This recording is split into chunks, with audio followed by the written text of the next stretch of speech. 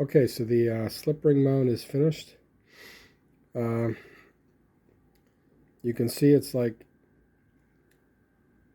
the bracket is a little uh, inside the upper hull.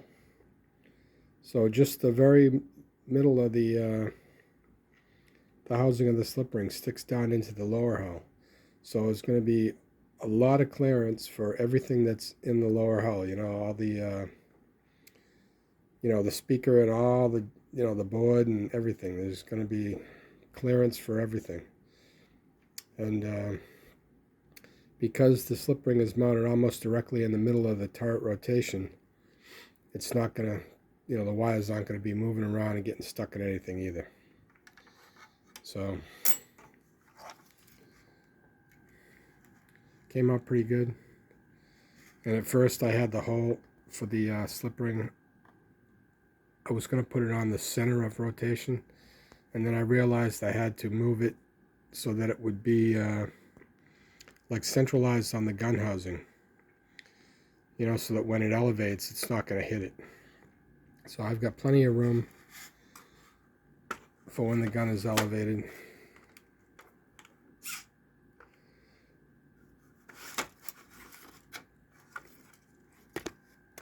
And you can see down in there that the housing, like the slip ring housing, fits between the the sides of the gun housing. It doesn't hit anything. So that's a plus.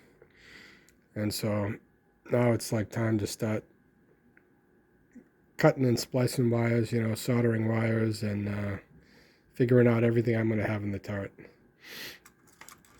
Yeah, I definitely think I'm going to just stick like a 30 caliber machine gun barrel out of the turret, and I'll try to hook up the LED for that, for the machine gun fire. I don't know. And I actually, the 50 cal that comes with this, I really don't like the way it looks. It's, I've got like a couple of extra 1/16 scale Tamiya 50 cals. And I think that would look more realistic, So I think that's what I'll paint one of those up, and I'll get it to mount on the little tripod mount up here. But I still think I'm going to add like Rubicon 99.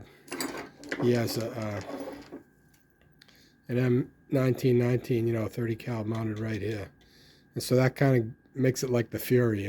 I know it's not a Sherman. It's nowhere near close to a Sherman, but it'll have both the 50 cal and the 30 cal for the operator. Because I had seen a video, I think it was like one of the Chieftain videos, and he's explaining that it's like the commander can operate the 50 cal, but he doesn't have a very very wide target area, and so at least the gunner can operate the 50 cal, or somebody standing on the back of the tank can operate the 50 cal, and the commander will have the 30 cal in front of him. I don't know.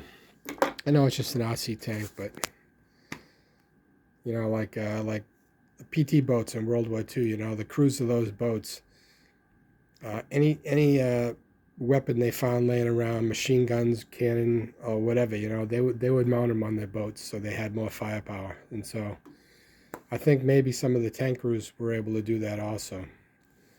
And so I'm going to take the liberty to have both the 50 cal and the 30 cal on this tank. Okay, that's it for now.